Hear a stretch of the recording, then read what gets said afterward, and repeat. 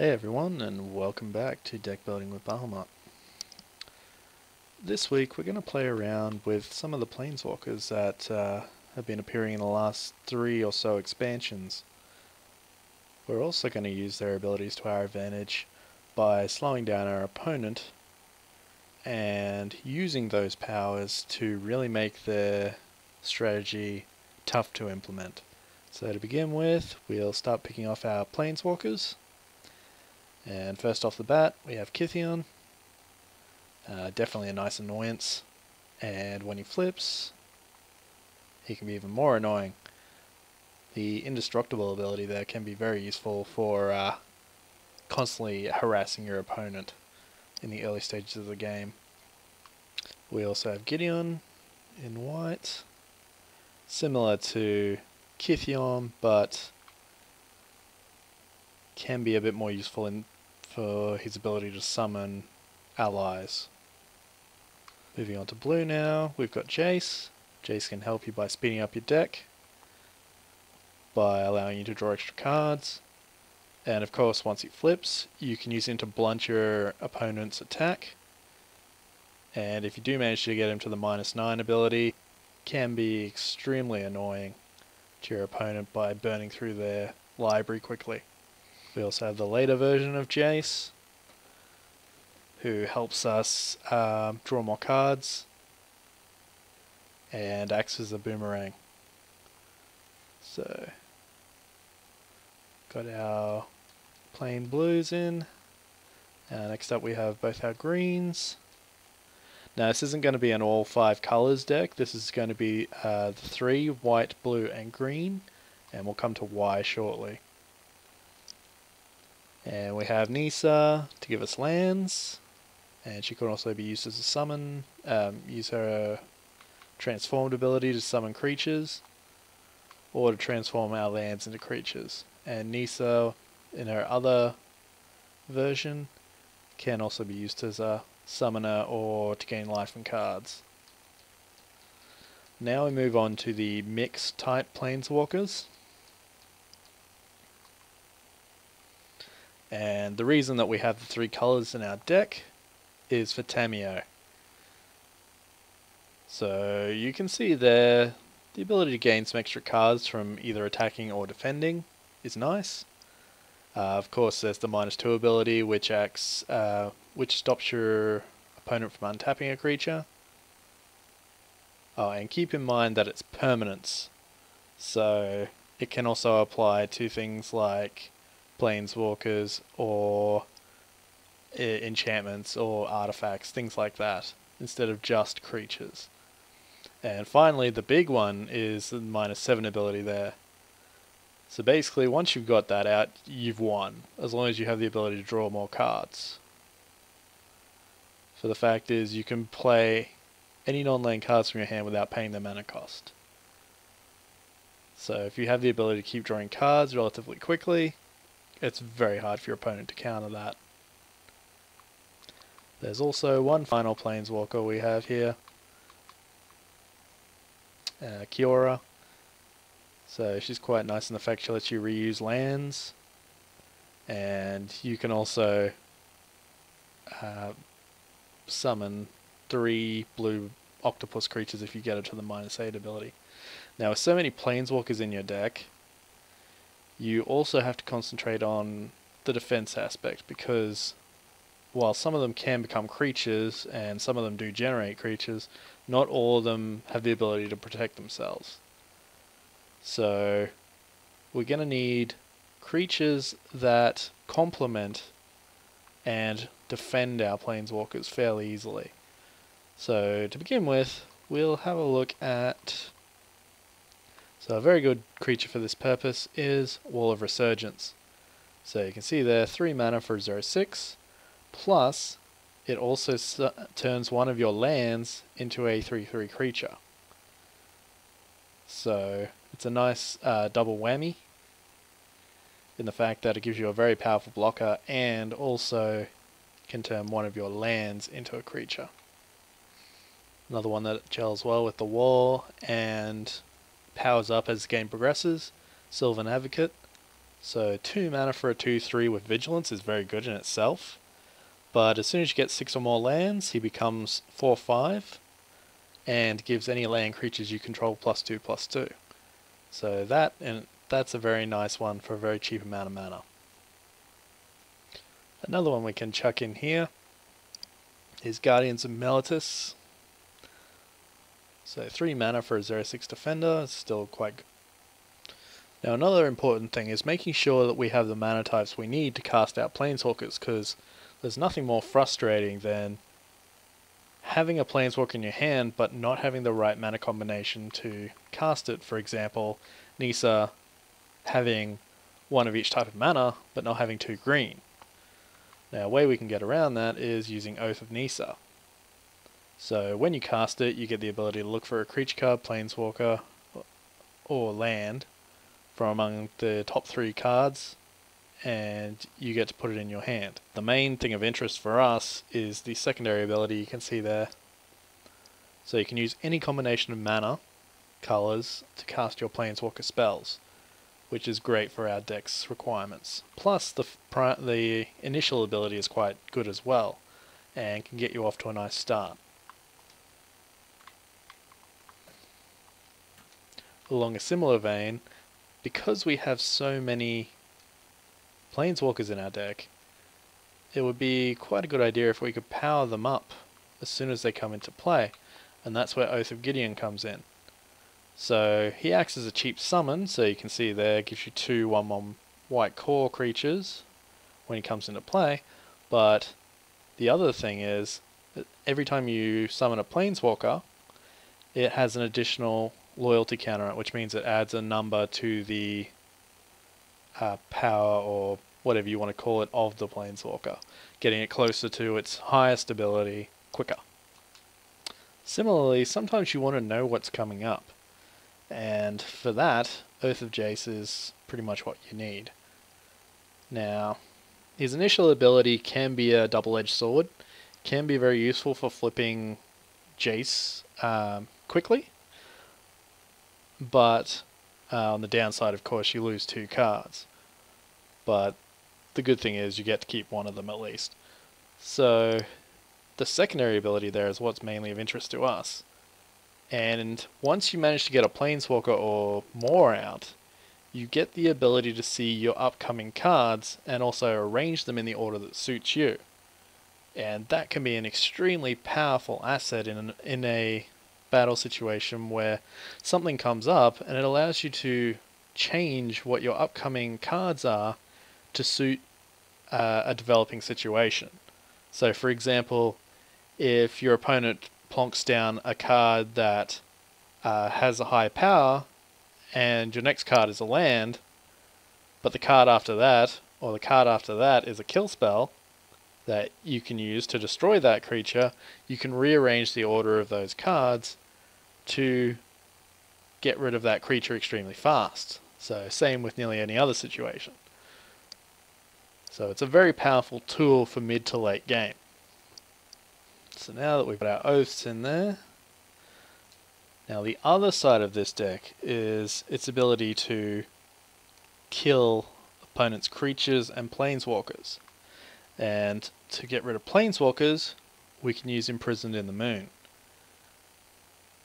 So this works for creatures or planeswalkers, but generally it's best to only use it against a planeswalker, because there's very few things that just remove a planeswalker outright.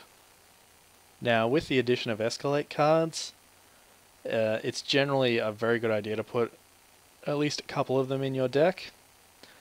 And Collective Effort is a great one to have because it allows you to use multiple effective abilities to trigger it. So you can see there, you can use it to destroy a creature, you can use it to destroy an enchantment, or you can just buff up all creatures you control, which is very nice in any situation. And similarly, there is also Blessed Alliance, and you can see there, gives you 4 life, which allows you to buy some more time. You can also untap 2 of your creatures, and that's especially useful if you've tapped your land creatures to to attack this turn or something like that. Also, of course, if your opponent has tapped your creatures, it can be a very nice counter to that. And of course, you can also use it to kill off an attacking creature. So all of those abilities are very useful. Declaration in Stone, always handy because it instantly exiles a creature and all other creatures with a matching name on your opponent's side of the field. Mainly for the ability that exiles, not destroys. So even cards with indestructible or other protective abilities can be removed with that. Now, of course, you can see from the cards there that there aren't many options for flying defense. Now, you can go multiple ways with this. You can either put in several Nimbus Wings and Lunarch Mantles or things like that to give your creatures flying and thus protect yourself against it, or you can fill your deck with kill spells to get rid of any potential swarms of flying creatures from your opponent. You can also use cheap flying spawns and then power them up or something along those lines as well. In our case, we're going to go the kill spell route. So we already have some in there, but we should definitely put in a couple of reprisals for any powerful attackers, because the thing is, we're not really going to be worried too much about ground attackers because we have the combination of our planeswalkers and powerful defenders to deal with them. But if they manage to get powerful flyers in the air or a large number of small flyers, it's very difficult to deal with them. So you may want to add in some kill spells that target lower power creatures, but we've put in Blessed Alliance, and also you can put in ones that target attacking creatures to sort of give you a wider net to target whatever power you require. You'll also want to consider Angelic Destiny. So you can see that it's 4 mana, but the effect is very nice. Gives a creature 4/4 flying and first strike. And the thing is, if the creature dies, you get it back. So it's a nice way to counteract any flying attackers, even with your small number of defenders. Now, another thing for us is drawing cards relatively fast while creating defenders. And for that, Elvish Visionary works quite well. Gives you the ability to draw a card for 2 mana. So if you're having problems with what you draw, it's a good way to counteract that. And also acts as a very cheap defender. Okay, well, our numbers are a little bit different this week because we're going to be adding in another card in addition to our normal lands. So let's swap over to the lands. Okay, so the thing that's going to make the difference this week is Evolving Wilds, because we're a multi-land deck, so as in more than 2. So it's a good idea for us to use Evolving Wilds to counteract that shortage of a particular mana type. And since we have white in our deck, it would be a good idea to chuck in a couple of Blighted Steps to give us life if we need it. And we can also put in our dual types, just to give us more options. Now, we won't go any of the fancy flyers or Rogue's Passage, because we're not really an attacking side. You could put in the Foundry of Consuls if you want to have some emergency flying defense, but it's generally not a good idea to sacrifice a land, even temporarily, to save yourself from one turn, whereas you should be focusing on using your planeswalkers to protect yourself.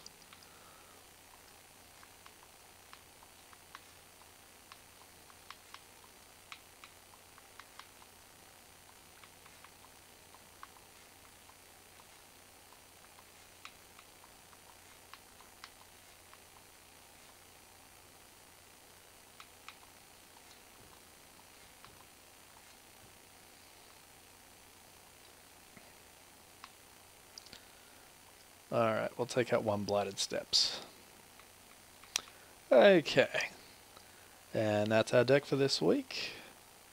So as you can see, it all revolves around planeswalkers and drawing cards quickly if we need it, but any creatures that come on the field, we have the ability to kill them off.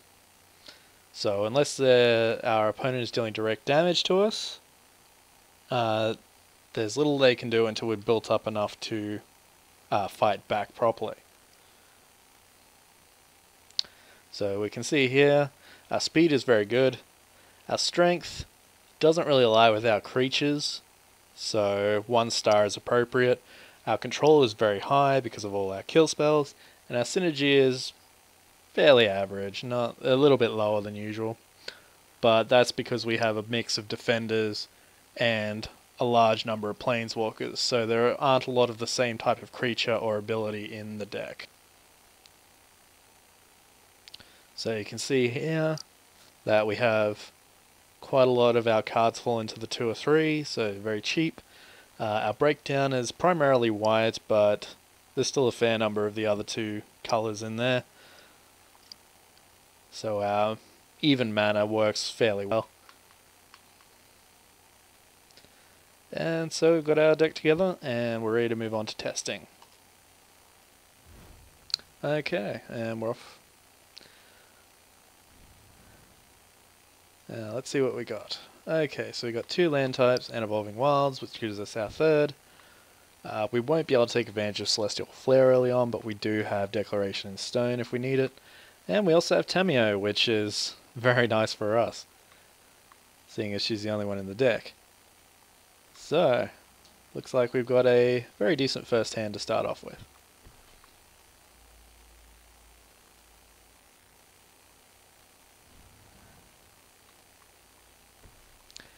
And since that's our only missing colour, we'll get white out of the way first.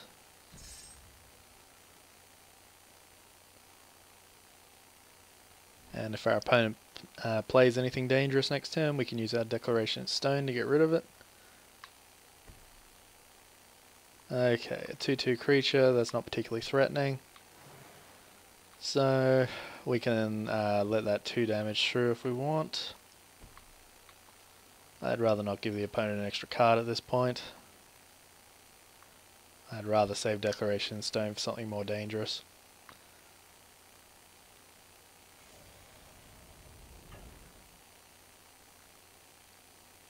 Especially a flyer or some other creature that will cause our blockers issues. Okay, we've got our 3 lands, so we can get our defender out. Wall of Resurgence. If you get the choice between the 2, Wall of Resurgence is generally better to save for the next turn when you have an additional mana. So then your card won't be tapped when it comes into play.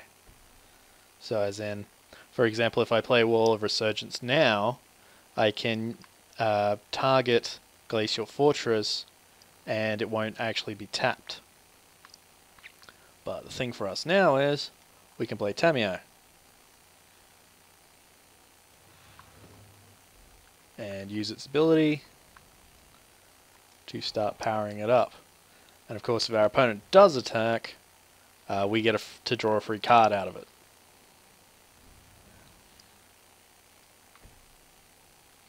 And each time, basically we just want to inch closer to our 7 ability.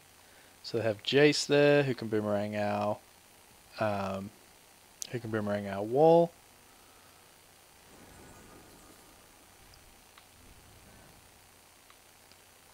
But we do have our kill spells to get rid of any threats. So for example, if he does boomerang our wall, we can use Celestial Flare or Declaration in Stone to deal with the creatures on the other side.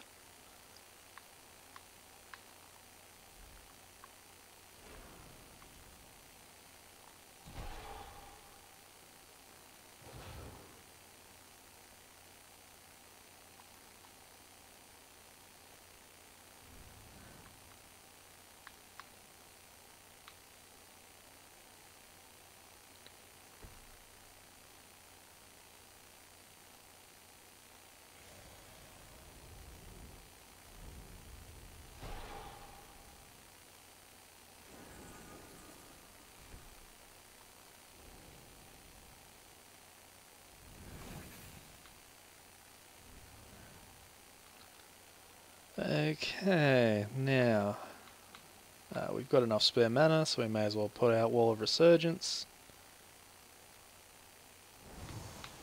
Target our island. And use Tamio's ability, just in case. And still have enough mana left for Celestial Flare.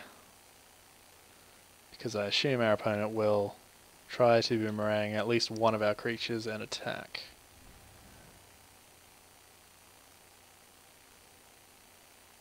Most likely the 3/3 land.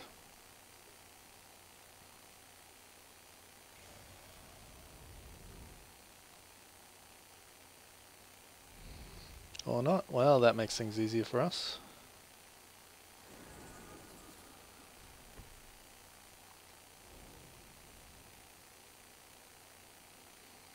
Okay, now... they just tried to kill off our land instead. Alright. Okay, now we're up to 7, so we can of course use Tamio's ability, or we, as in her -7, or we can use her +1 and save her for next time. But in this case, I'd rather get her out of the way early.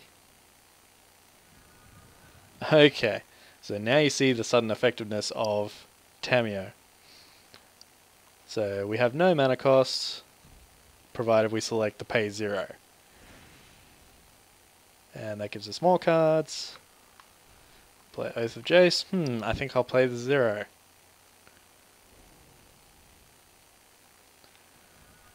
Okay. And since mana isn't an issue anymore, we can get rid of... Actually, get rid of an Evolving Wilds. And I think I'll get rid of... Actually, get rid of both the lands. Okay, so we can also play Nisa. Basically just go through and play everything you want at this point. If you do manage to get to Tamio and her 7 ability. Basically if you get to that point the game is over. It's very difficult for your opponent to deal with that.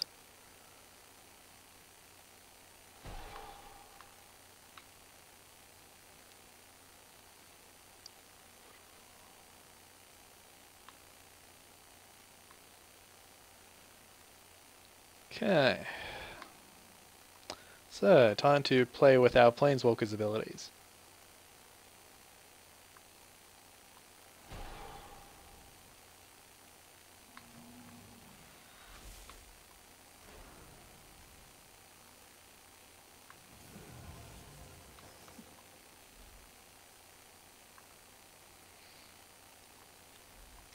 And generally it's best to use that particular planeswalker after an attack. But I have nothing that can actually attack at the moment except a 1/1, so...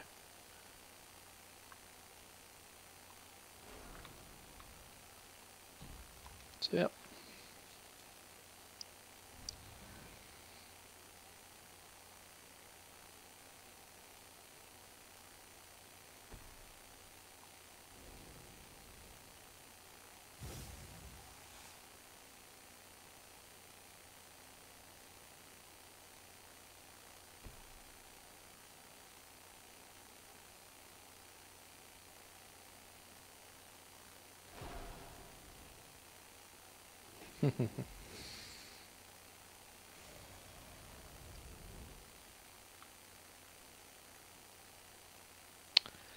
Okay, that was fairly expected.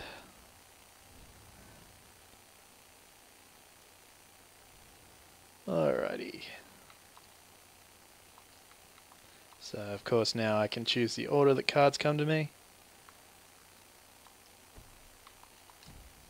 Check out Oath of Nisa for nothing.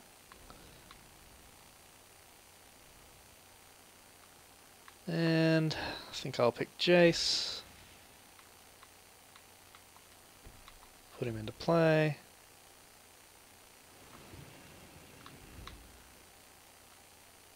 And I'll play Wall of Resurgence again.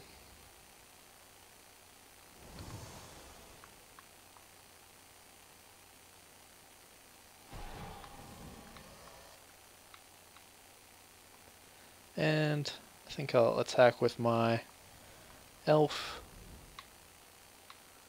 and plant.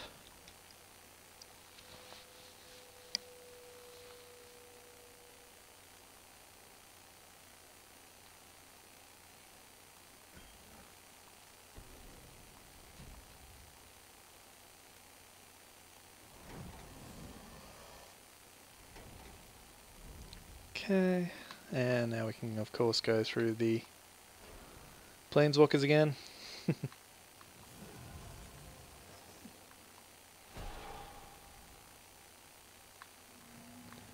So you can see that even though you don't have many creatures themselves in the deck, you're actually building up a fair size army.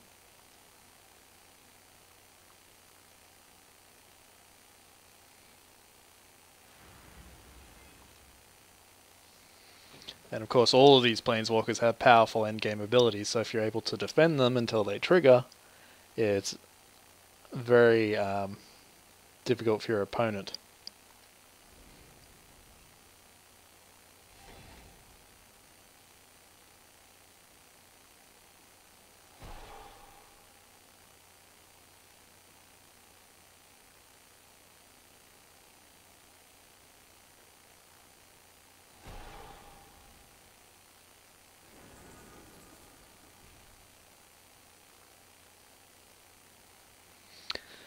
And it's a very fun type of deck to play against your opponent, as in if you're playing a friendly game, because it basically, it's a race between the two of you. It's, can they manage to defeat you before you get up your wall and your planeswalker effects. And also it can be very nice to play against a opponent you want to frustrate.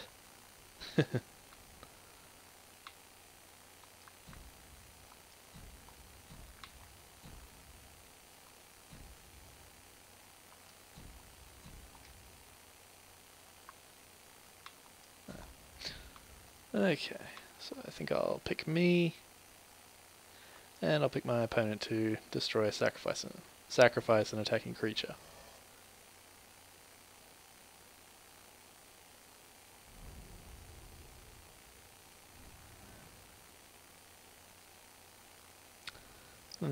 I think I'll take a Celestial Flare. And get rid of all those zombies. Now you see, because they were tokens, they don't count for giving cards to your opponent, as in clues. So, can be very handy to remember that.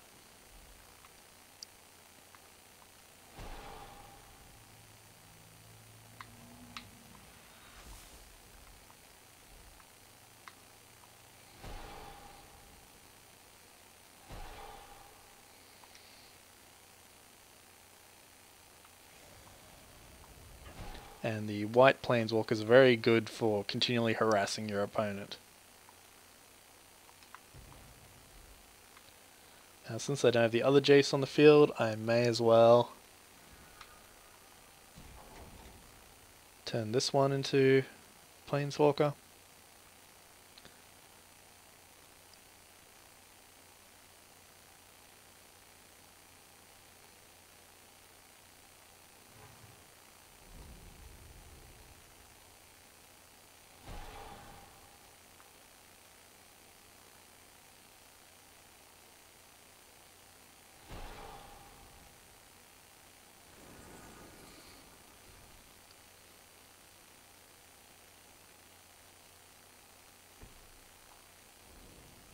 Now, despite having their own planeswalker out, they aren't really left with a lot of options as to what they can do. Because essentially they've slowly exhausted themselves against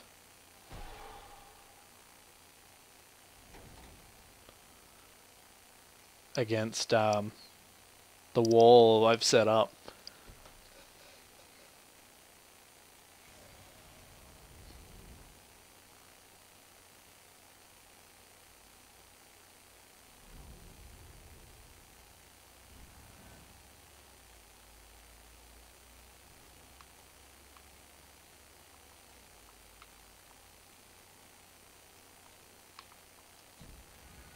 More planeswalkers means more foresight.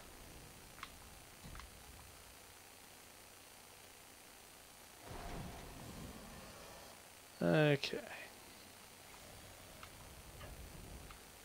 So of course we can start whittling down our opponent's planeswalker.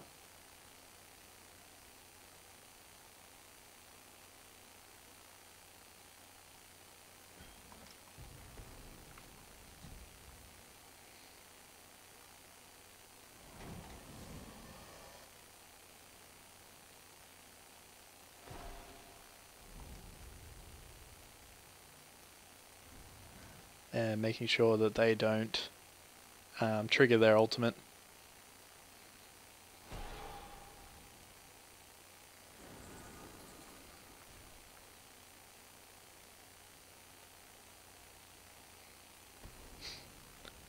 As you probably noticed, I'm not triggering all the Planeswalker's abilities as often as I could, but, you know, at this point it's fairly hard for my opponent to fight back, so I just sort of keep forgetting. And also keep in mind that these decks are getting very popular online at the moment, these kind of decks. So very low on creatures, but very high on Planeswalker's abilities, especially those including black, because black have the creature kill abilities on their Planeswalkers. So often you can use that to your advantage, like combining blue and black's Planeswalkers together to boomerang or kill off your opponent's creatures.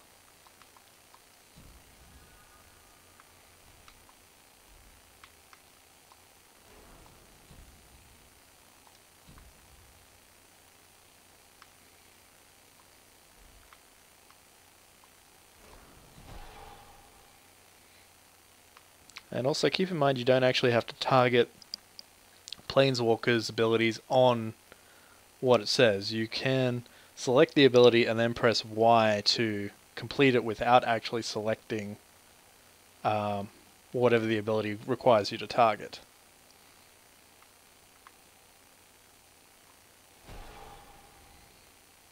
So as you can see, some of my Planeswalkers are approaching their ultimates.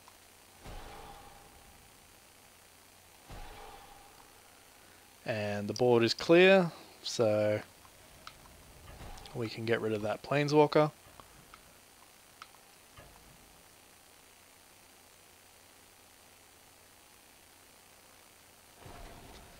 And then attack our opponent.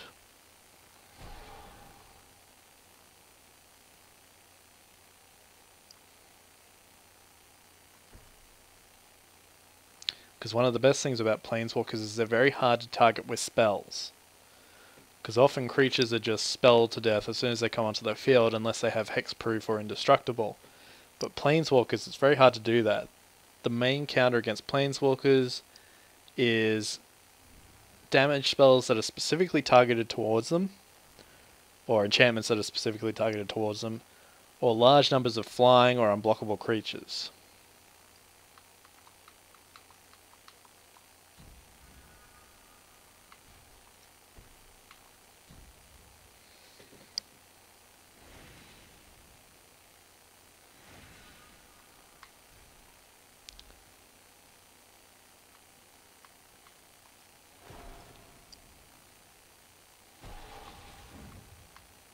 And of course, in the right combinations, some of these effects can be very devastating.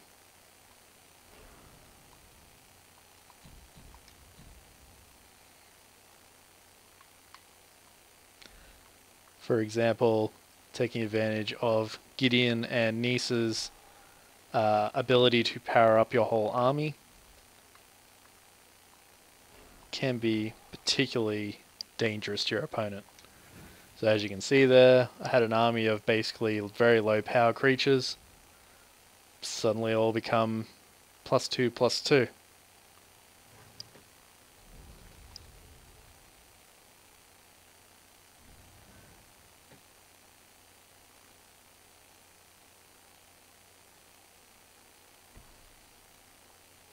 Oop, we've got a 7/7 Necropod, which isn't really going to help our opponent.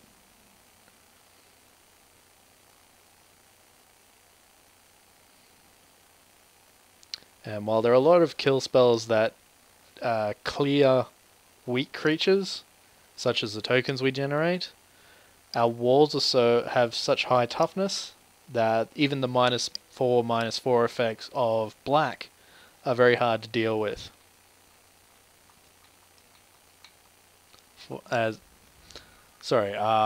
Very easy for us to deal with.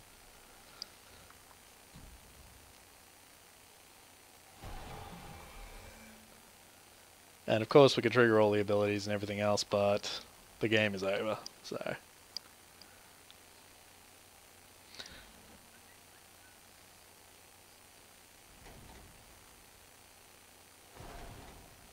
So yeah, as you can see there, that could have ended a lot earlier, but it just gives you a good idea of the overall effectiveness of some of the strategies within that deck. Especially if you manage to get Tamiyo's ultimate to trigger. But keep in mind what I said about these style of decks becoming popular online, because they're actually quite effective if used correctly. There are a lot of rank 30 to 40 players using this style of deck at the moment. So, of course you can tweak the deck in whatever manner you want. I'm just showing you the core concept and abilities behind it. So, take this template and make it your own. And with that, I think that's all we have this week, so I'll see you next time on Deck Building with Bahumaut.